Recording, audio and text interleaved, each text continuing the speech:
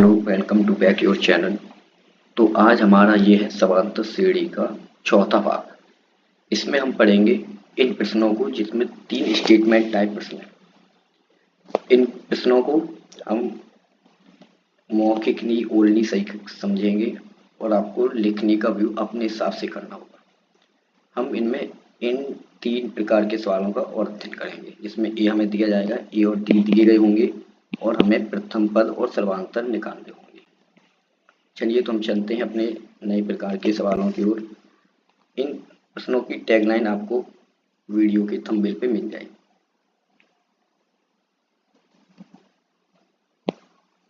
चलिए तो पहला सवाल है जो हमसे कहता है कि प्रत्येक किलोमीटर को चलने का टैक्सी का जो किराया है वो हमसे प्रथम किलोमीटर के लिए 15 रुपये लिया जाता है। अब हमें पता है कि अगर हम 1 किलोमीटर चलते हैं, से पता है कि हम 1 किलोमीटर अगर चलते हैं तो उसका किराया हमें 15 रुपये देना है। अब वो कहता है कि प्रत्येक किलोमीटर के बाद अब हमें अलग से इसके लिए 8 रुपये और देने होंगे। मानिए कि अगर मैं 1 किलोमीटर चला तो मुझे यहाँ से 15 रुपये देने पड़े। अब मुझे 1 किलोमीटर और चलना है तो मुझे 15 प्लस 8 रुपये अतिरिक्त और देने होंगे। यानी कि यहाँ पर तो अगर मैं 1 किलोमीटर चलता तो 15 रुपये ही लगते, पर अब मुझे 23 रुपये देने होंगे। अगर इसी की बजाय मैं अगर 2 किलोमीटर और चलता, अगर मैं सीधे यहाँ पर 2 किलोमीटर और अधिक चलता तो मुझे 15 रुपये देने पड़ते वो अलग, और 8 का दोगुना यानी कि 16 रुपये। 2 किलोमीटर के 8 रुपये के हिसाब से 16 रुपये मुझे और देने होते, वो होते 31 रुपये। यहीं मैं अगर 3 किलोमीटर चलता और अधिक चलता 3 किलोमीटर तो 15 रुपये देने थे वो अलग, और 8 रुपये प्रति किलोमीटर के हिसाब से मुझे और देने पड़ते, वो होते 39। अब मैं अगर ए को किलोमीटर पहला पद मान लूँ तो मैं देखता हूँ कि ये E1, ये E2, ये E3 और ये E4। तो मैंने देखा कि E1 बराबर मेरा हो रहा है 15, ये हो रहा है 23 और ये हो रहा है 31 और ये हो रहा है 39। तो मैंने देखा कि अगर D है तो D होगा मेरा E2 माइनस E1। अब तो हमें ये याद हो चुका होगा, आगे से हम इसे ना ही लिखें तो हमारा समय बचे 8। ऐसे ही A3 माइनस A2 करते हैं तो 31 माइनस के 23 बराबर 8।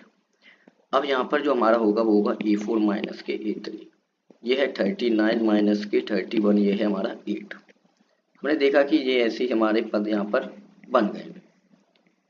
तो ये कैसी होगी, एक मैंने देखा तीनों इक्वल हैं, अतः ये एक समांतर श्रेणी का निर्माण करते हैं। ये समांतर श्रेणी में होंगे। अगर हम इन्हीं के बजाय थोड़ा और आप समझने की कोशिश करेंगे तो आप यहाँ पर एक बात समझ पाएंगे कि अगर हम इस किराए को ए माने, जैसे कि मैंने यहाँ पर ऊपर आपको करके दिखाया था कि ये अगर मैं इसको ए मानूं और ये हमारा D8 है तो ये ए प्लस डी हुआ, ये हमारा हुआ ए प्लस 2D और ये हुआ ए प्लस 3D।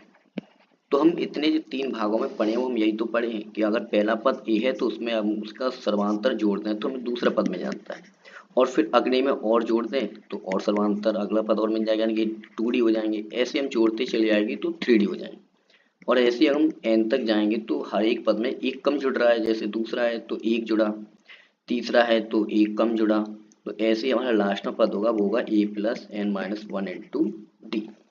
ये हमें याद रखना होगा, जब भी हम कोई पद मानेंगे तो हम इस प्रकार से उन पदों को मानेंगे। वरना मैं इसके एक और आसान तरीका आपको पद मानने का सिखाऊंगा।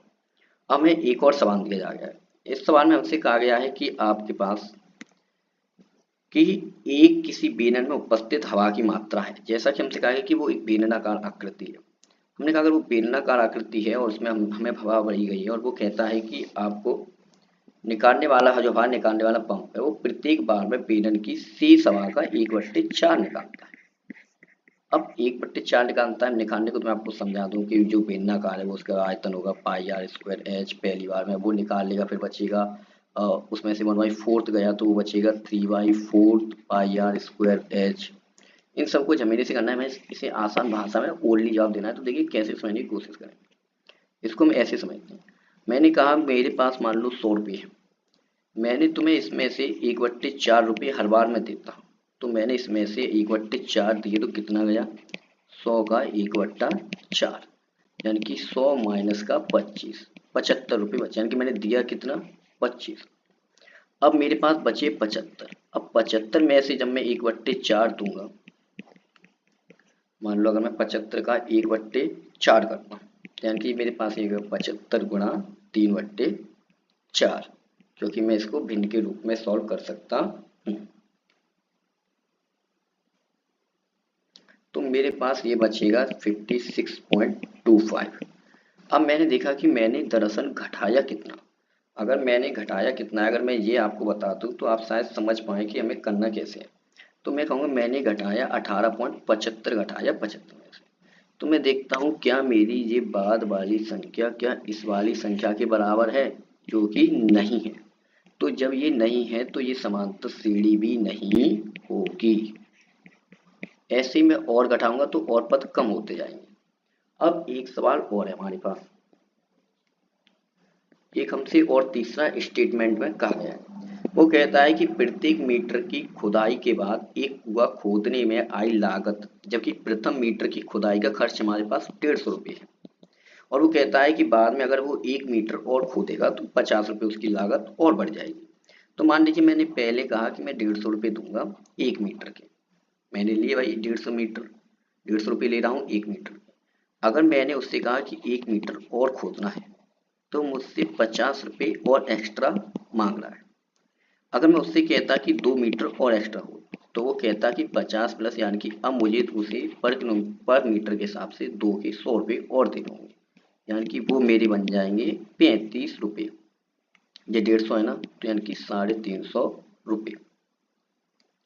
अब मैं देख पा रहा हूँ यहाँ पर 250 रुपये होंगे, ये 350 नहीं 250। अब मैंने देखा कि पहले 150, फिर 200 और अब है 250। इसका इसका अंतर 50, वही d बराबर a2 माइनस a1 से इसका अंतर 50, यानी कि हर बार जो 50 है वो फिक्स है कि केवल वही 50 बढ़ेंगे। तो जब हमारे पास वो फिक्स है कि केवल वही 50 बढ़ेंगे तो हम बेझिझक कह सकते हैं कि ये भी एक समांतर श्रेणी का निर्माण करेंगे। अब एक सवाल और है जिसमें मैं आपको थोड़ा एक्स्ट्रा समझाने की कोशिश करूंगा, वो आपको समझना भी है, क्योंकि सवाल किस रूप से पूछ ले ये ना आपको पता ना मुझे, और जो हम पढ़ रहे हैं वो 10th के बोर्ड के पैटर्न का। हमें एक सवाल दिया था कि एक खाते में वर्ष का मिश्र धन, जबकि 1000 रुपये की जो 10,000 रुपये की धनराशि है वो 8% वार्षिक ब्याज की दर से चक्रवृद्धि जमा हो रही है, चक्रवृद्धि जमा हो रही है। तो मैं पता है कि चक्रवृद्धि ब्याज का जो हम सूत्र पढ़ते हैं ए बराबर पी अंडर ब्रैकेट और 1 प्लस आर अपॉन 100 की पावर n होता है।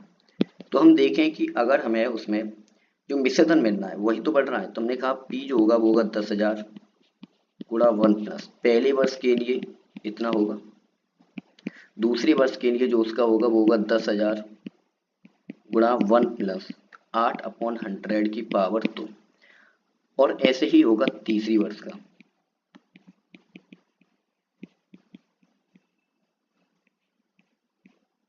की पावर 3। हमें यहाँ पर वही पुराने वाले तरीके से अपने से समझना होगा। अब हम इसे ऐसे समझेंगे, अगर इसकी घात 1 है, इसकी घात 2 है, इसकी घात 3 है, हम इन्हें कितना भी सॉल्व करें कभी भी इनके दोनों का अंतर समान नहीं होगा। तो ये भी एक समांतर श्रेणी का निर्माण नहीं करेंगे। इनका अंतर इसलिए समान नहीं होगा क्योंकि ये चक्रवृद्धि ब्याज होता है क्या है, ब्याज पर ब्याज होता है, क्योंकि ब्याज पर भी ब्याज है, ब्याज पर भी ब्याज है। अब वो बढ़ता जाएगा और वो पॉइंट नियरेस्ट पॉइंट में भी बढ़ता जाएगा, जिसे आप फिक्स कैलकुलेट भी तो नहीं कर पाएंगे और अप्रॉक्स लेंगे तब भी वो समांतर श्रेणी का निर्माण नहीं होगा। परंतु इसके विपरीत अगर ये साधारण ब्याज होता, साधारण ब्याज दी जाती चक्रवृद्धि की जगह, तो ये समांतर श्रेणी होती। वो कैसे, देखना ध्यान से। अगर मैं इसमें कहूं कि थोड़ा स्पेस बढ़ाएं, जैसे कि हमें पता है कि SI बराबर होता है P गुणा R गुणा T/100, और हमें पढ़ाया जाता है कि प्रत्येक वर्ष के लिए साधारण ब्याज समान है। मैं कहूँ कि मुझे 10,000 रुपये दिए गए, 8%, एक वर्ष समय लिया 3200, 2 जीरो कटे, मैंने कहा इसकी जो ब्याज आएगी वो 800 रुपये आएगी। तो पहली साल मेरी कीमत होगी 10,800,